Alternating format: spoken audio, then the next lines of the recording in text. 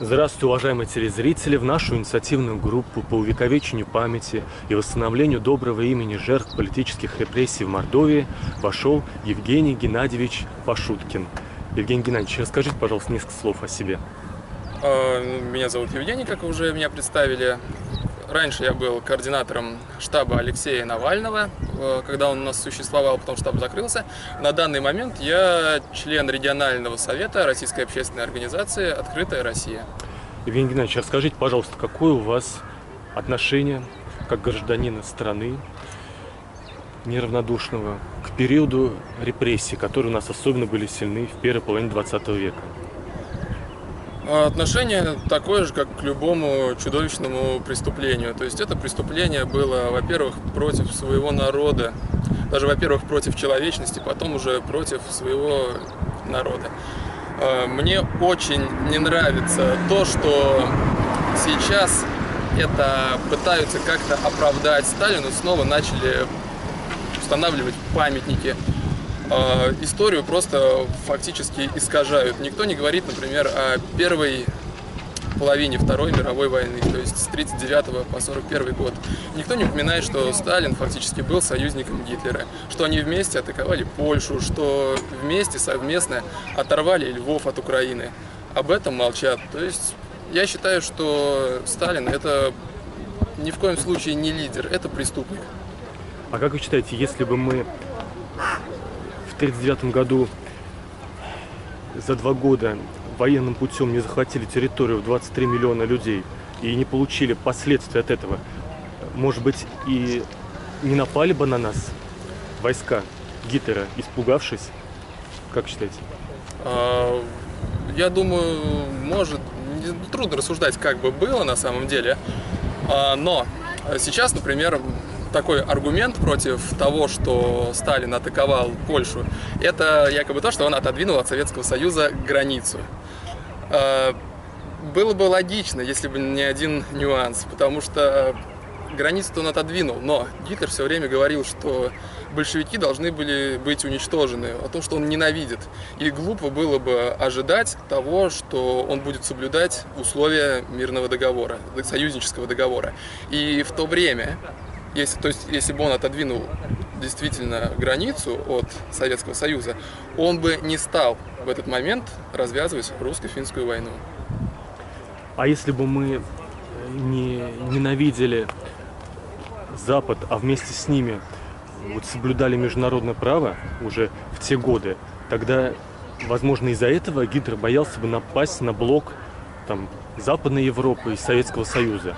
А так как он знал, что это враждебные блоки, что за Советский Союз уже некому заступиться, и наоборот, за Западную Европу Советский Союз не вступится, тогда он и поодиночке решил перебить все страны. Как вы считаете, нужно ли было тогда соблюдать международное право? Может быть, это упасло бы нас от войны?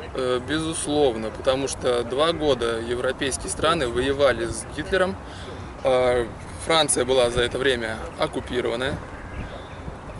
По факту Гитлер заключил союз именно со Сталиным только потому, что он боялся воевать на 2 фронта. Если бы этого союза не было, то война бы окончилась, я считаю, намного быстрее. Но сейчас мы можем только строить догадки, это как бы только мое личное мнение. А как вы считаете, то, что большинство высшего руководящего состава руководство Красной Армии было уничтожено Сталином просто из-за боязни, что они могут претендовать на власть в Советском Союзе, может, это тоже усугубило нашу ситуацию и увеличило жертвы? Безусловно, в начале войны поэтому и происходили массовые отступления, то есть мы отошли же практически до Москвы, даже не практически, а до Москвы, именно как раз по этому. Потому что руководить войсками было некому. Да, к концу, к середине войны, то есть где переломный момент, так называемый, был, мы мобилизовались, люди уже, командующий состав получил какой-то опыт, но потери, тем не менее, были чудовищные. И если бы не эта паранойя, не это стремление любыми путями удержать власть, я считаю, опять же, этого можно было избежать. Как думаете, по итогам Первой мировой войны, в которой Германия проиграла, ей запрещено было иметь и армию, и вооруженные силы развитые. Но в нарушение Версальских соглашений на территории нашей страны обучалась немецкая армия и производилось немецкое вооружение. Обучались в том числе и танкисты, и летчики немецкие. Мы их обучали для того, чтобы Германия когда-нибудь напала на ненавидимый нами Запад. Как считаете, если бы мы не обучали немецкую армию в 20-30-х годах, не создавали немецкое вооружение для них, может быть, это тоже отменило бы войну или, по крайней мере, сильно уменьшило бы наши потери? Я думаю, что войну реально могло бы отменить просто отказ сотрудничать с ним. Он же на Польшу напал. То есть, когда ему поставили уже Великобритания вместе с Францией, поставили ему уже условия, что если он сейчас вторгнется в Польшу, то он развяжет войну. И он осмелился на этот шаг только при поддержке Советского Союза. Он не готов был на тот момент развязывать войну на два фронта. То есть дело даже не столько в том, что на нашей территории готовилась вот эта вся техника, обучались войска. Дело в том, что мы просто не поддержали тех, кто уже с ним воевал. Видимо, я не знаю, Сталин по своей глупости ожидал, что мы станем с ним вечными друзьями, но глупо было ожидать от человека, который хотел уничтожить, то есть большевистское движение как порождение еврейского народа, как он считал. Продолжаем. А вот как думаете, если бы не было политических репрессий 30-х годов, в которых уничтожили подавляющее большинство всех инакомыслящих в нашей стране, большинство людей, мыслящих свободно, талантливо, бесстрашно по отношению к государственной идеологии, и тем не ослабив весь государственный аппарат и управленческий во всех слоях, от снабжения до культуры и образования в нашей стране, тем самым разрушив всю инфраструктуру, потому что карьерный рост был для наиболее таких интеллектуально несвободных, наименее талантливых, даже можем сказать, по большей части. Если бы у нас не было так разрушена инфраструктура, может быть, у нас было бы еще меньше потерь от этого во время войны. Репрессировали в основном, то есть инакомыслящие люди, это была в основном интеллигенция. То есть тот же, например, инженер Королёв. Он, конечно, жив остался после ссылки, но тем не менее он потерял очень много времени. Кто знает, может быть, ракеты бы, о которых так долго говорили, изобрелись бы быстрее, если бы Королёв не был бы отправлен в ссылку. То есть, да. Естественно, истреблять интеллект – это верх глупости. Также ничем не умнее, чем истреблять всю армию, которая имела какой-то опыт, вернее, командный состав, который имел опыт реальных сражений. Да, известно про Королёва то, что, во-первых, Королёв умер от того, что ему не смогли уже в 60-х годах. Кровотечение в носу, по-моему. Да. Из-за того, что ему в конце 30-х, во время допроса, когда он подписал, что он вредитель, ему сломали обе челюсти. Да, обе челюсти. И не смогли вставить дренаж, по-моему. И вот это еще раз говорит о том, кто у нас, оказалось, сажали как вредителей. Это те, кто создавали космическую индустрию, оказалось, вот кто у нас вредители. И те, кто создавали промышленность и технологии, которым потом мы гордимся, что именно в Советском Союзе появились такие гении. Так эти гении, вы их называли вредителями и избивали над допросами, а потом вы им их хвастаетесь. То есть они появились вопреки, потому что большинство таких людей, как Королёв, были все-таки успешно забиты на допросах и расстреляны.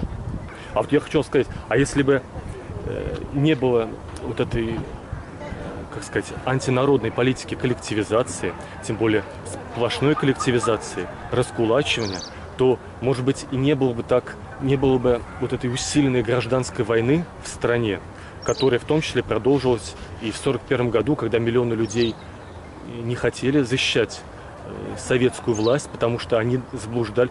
А в конце оказалось, что они заблуждались, что они думали, что Сталин даже хуже, чем нацистская власть. То есть, если бы не было Сталином развязана вот эта новая гражданская война, в начале 30-х, то, может быть, и это бы еще уменьшило потери во время войны.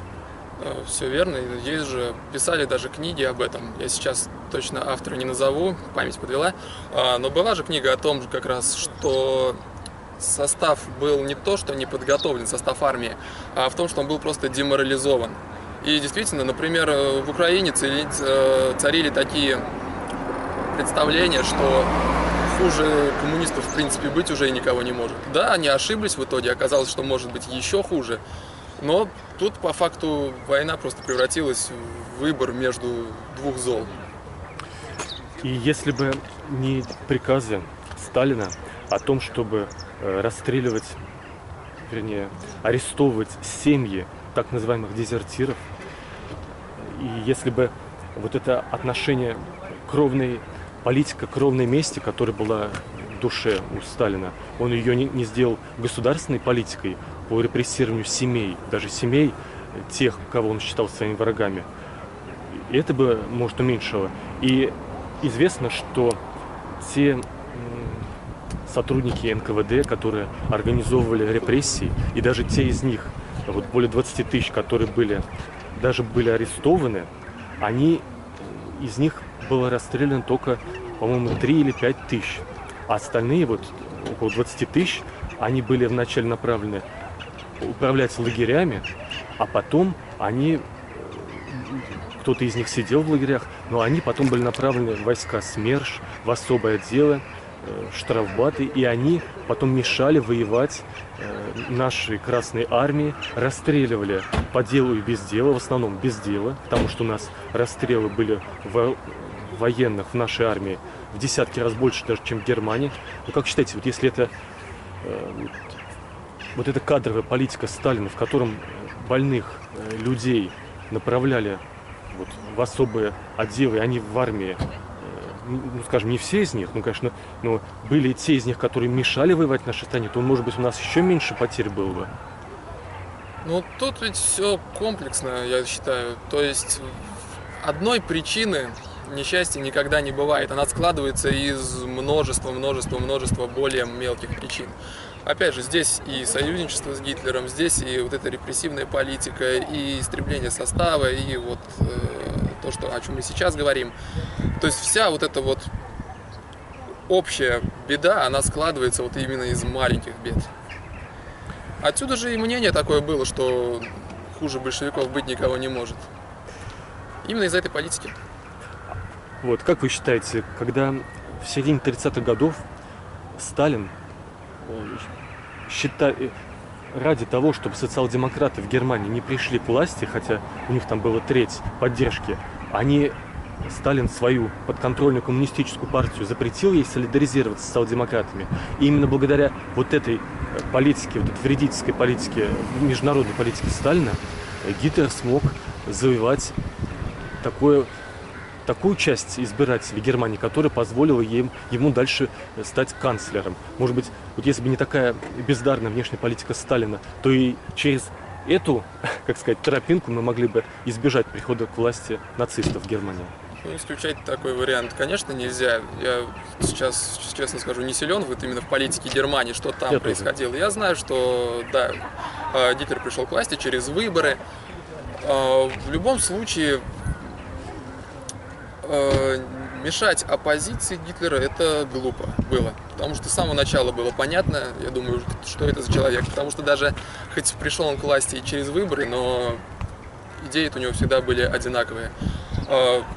Сталин же, я не думаю, что он это делал именно из-за того, чтобы поддержать именно национал-социалистическую партию. Скорее всего, он это делал из-за своей личной зацикленности на власти. То есть он хотел удержать власть любыми путями, и поэтому фактически он закрыл границы. То есть Советский Союз перестал контактировать с какими-либо государствами, то есть железный занавес, грубо говоря, опустился. Хотя это, в общем-то, противоречило и самой идее большевиков. Потому что даже Ленин, Троцкий, они же высказывались, их я, конечно, не одобряю также, но они высказывались о том, что нужно якобы, разжигать пожар революции по всему миру. То есть С их идеями я не согласен, но, по крайней мере, я признаю, что они были идейными большевиками. Сталин же нет. Он не был социалистом, коммунистом или кем-то еще. Он был авторитарным диктатором, помешанным на своей личной власти. Ему было важно удержать именно свою власть. Ему глубоко было наплевать на то, что происходило в окружающих странах. А вот еще, как думаете, если бы у нас в 17 году террористы не пришли к власти и потом ее укрепили на территории всей страны, в смысле в столицах, потом на территории остальной страны, и если бы за этим не последовало во всех европейских странах вот этот страх перед коммунизмом и следующая за этим надежда вот такая глупая, что нацисты, они лучше, пусть лучше будут они, потому что они антикоммунисты. То есть если бы у нас бы не пришли к власти коммунисты, то, может быть, благодаря этому и там бы тоже не было бы такой поддержки нацистов. Вполне возможно. То есть, опять же, трудно судить, как бы было на самом деле. Но да, исключать такой вариант тоже нельзя. Это вполне себе даже может быть такое.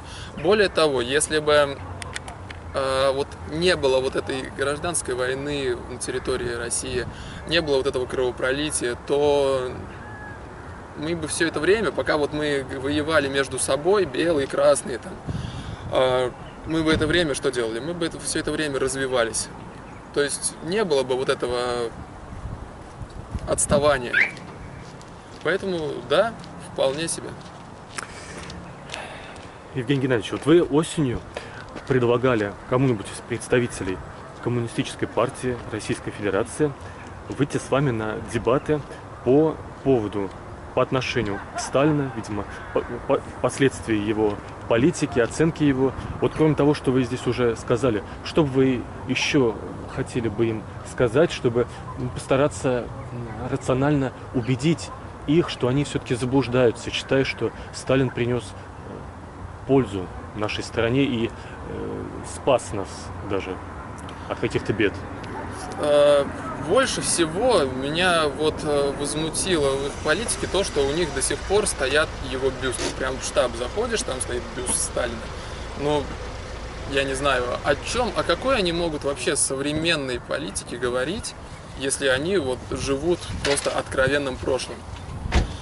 При этом я не считаю, что абсолютно все члены Коммунистической партии Российской Федерации это вот такие вот отсталые ребята. Нет, там есть действительно умные люди, адекватные люди. При этом это, как правило, социал-демократы. То есть они не хотят, чтобы пришел какой-то красный вождь, который бы опять взял все железной рукавицей. Они хотят строить вполне нормальную демократическую страну, просто с уклоном в социализм. То есть с уклоном всеобщее равенство и вот это вот все. Ну, возможно, их идеи утопичны, как я считаю, может быть. Нет, это уже тема для отдельной дискуссии, но вот ставить бюсты просто такой сомнительной фигуры, как Иосиф Сталин, это просто глупость, что ли. Даже не знаю, как это назвать. А как вы считаете, вот если мы сделаем вывод на сегодняшний день, и если бы вы общались с человеком, который впервые решил поучаствовать в выборах в качестве избирателя, какие бы вы ему аргументы привели, почему ни в коем случае, несмотря на красивых, харизматичных лидеров, нельзя голосовать за тех, кто положительно оценивает Сталина, кто считает себя сталинистом? Опять же, что делала политика Сталина? Она истребляла свой собственный народ. Что делают современные лидеры? Они обворовывают народ. Так вот вопрос, кто хуже? Тот, кто истребляет, или тот, кто обворовывает?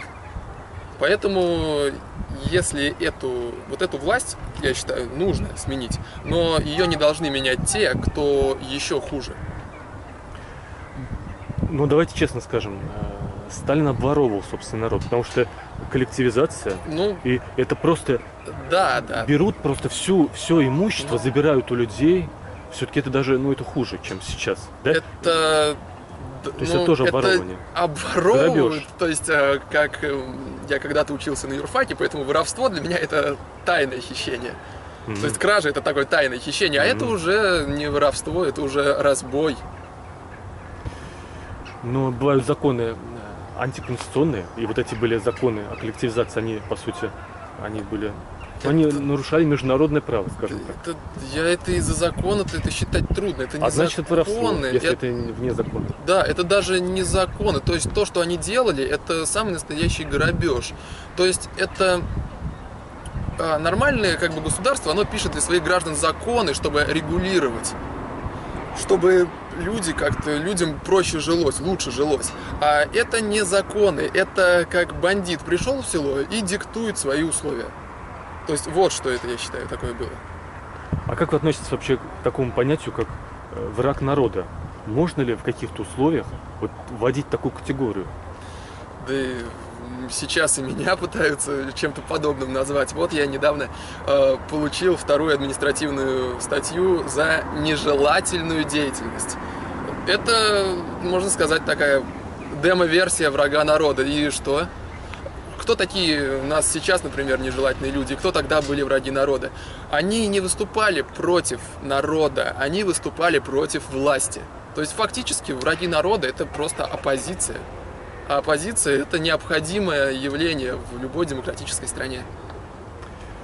А вот сталинская экономическая политика, как вы считаете, вы за либеральные рыночные отношения, за уважение к правам собственности? Нужно ли нам, как сказать, просвещать людей, что вот эта сталинская политика неуважения к частной собственности, вот это огосударствление всей экономики, оно вредно нашему обществу, оно препятствует развитию нашего общества? Тут можно даже не теоретически рассуждать. Тут просто взять и посмотреть на опыт современных государств. Вот просто берем, открываем список, например, стран по уровню жизни, рейтинг стран по уровню жизни, и смотрим, кто на первых местах. Сейчас вот довод таких современных коммунистов, сталинистов, что якобы во всем виноват, во всех бедах виноват капитализм, что в том, что Россия так плохо живет, виноват капитализм. Хорошо, но в России нет капитализма, по факту. Это что-то... Я считаю, что это просто, опять же, какой-то неофеодализм или что-то подобное. Но даже не суть. Смотрим на те западные страны. Нет сейчас стран, которые чисто в капиталистическом обществе живут. Как правило, они где-то балансируют посередине. И руководить политикой должна не какая-то идеология, не левая, не правая, а должен руководить здравый смысл. Если на данный момент необходимы государству левые меры, нужно принимать левые меры. Если государству необходимы правые меры, нужно принимать правые меры. То есть, по аналогии, если мы будем крутить на машине руль всегда в одну сторону, мы будем по кругу же ездить. Здесь примерно то же самое. Примерно. Да, согласен. Я вообще считаю, что социализм – это капитализм 17 века, потому что если посмотреть капиталистическое общество, там, в 17-18 это то, что было... То есть социализм – это устройство абсолютной монархии, где в одном центре у абсолютного монарха есть источник принятия решений, оттуда рассылаются указания. Только в 20 веке, конечно, это украшено, что якобы эти указания сделаны там многочисленными плановыми отделами, которые продумывают каждое решение, но мы видим цену этих решений. Отстающая страна жили за счет нефтяных денег. Нефтяные деньги кончаются прилавки, продукты на прилавках. То есть это все красивое название о том, что какие-то плановики могут так спланировать, что это будет лучше, чем рыночная экономика. Нет, конечно, плановая экономика, она уже показала свою неэффективность. Тут даже говорить, в общем-то, не о чем. Опять же, есть, например, социал-демократы, которые именно за демократическое регулирование государства, просто они за то, чтобы, грубо говоря, балансировать между левым и правым ближе в левую сторону. Я считаю, что в парламенте должны присутствовать и левые, и правые силы. И в зависимости... То есть нужно позволить обществу регулировать самого себя. Если общество нуждается в левых мерах, оно будет голосовать за социал-демократов. Они будут занимать больше мест в парламенте и продавливать свои законы. Если эти законы стало слишком много, и они начали тормозить общество, оно выберет их противников. И политика государства свернет чуть-чуть правее. Да, и это достигается гармония в обществе. Все верно. Потому что парламент – это альтернатива гражданской войне. Все верно. То есть любой авторитаризм – это презрение к своему народу, это считать своих людей, свой народ за идиотов, которые не могут сами себя регулировать. Это не так, и общество это других стран это показало.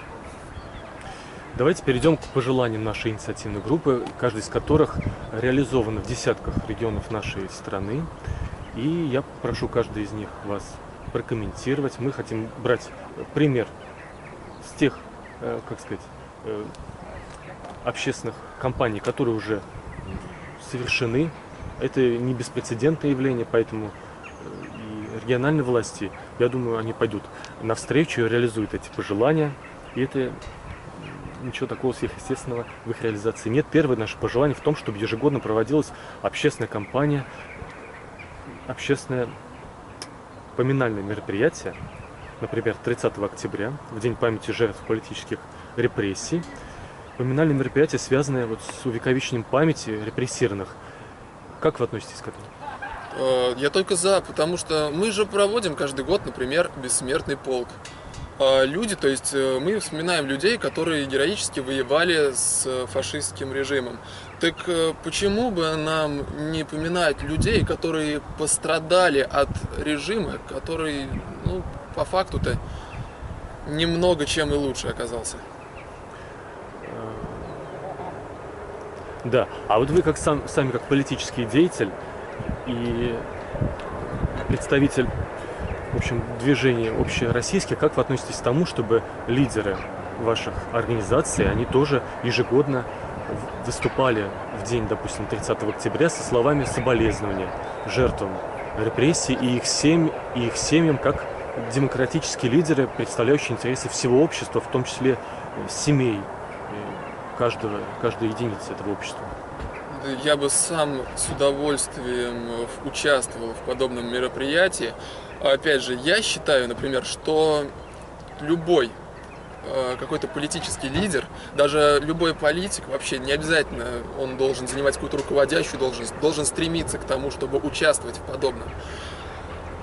Конечно, ни в коем случае не нужно к этому принуждать. Во-первых, потому что принуждать что-либо делать это уже неправильно. А во-вторых, просто зачем? Мы можем просто посмотреть, кто не одобряет такую инициативу, и сделать свои выводы о них. Следующее наше пожелание в том, чтобы в Мордовии на местах последнего места жительства людей, уведенных на расстрел, крепили мемориальные доски. Как это происходит в десятках регионов нашей страны, уже больше 1000 таких памятных табличек установлено. Конечно, любое такое мероприятие, оно должно проводиться. Оно не требует каких-то огромных затрат из бюджета. Бюджет тратится на гораздо более глупые вещи. Например, там, на какое-нибудь патриотическое воспитание в школах, которое по факту это просто пропаганда милитаризма.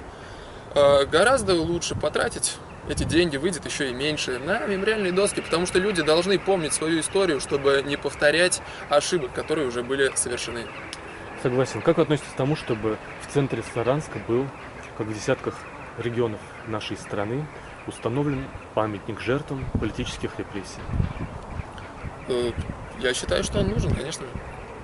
А как вы относитесь к тому, чтобы музей организовать такой же одноименный, чтобы туда было сконцентрированы и архивы, и воспоминания, и там можно было собираться ученым, профессионалам и родным репрессированным? Конечно же, потому что у нас, опять же, у нас есть музеи, посвященные, например, Великой Отечественной войне.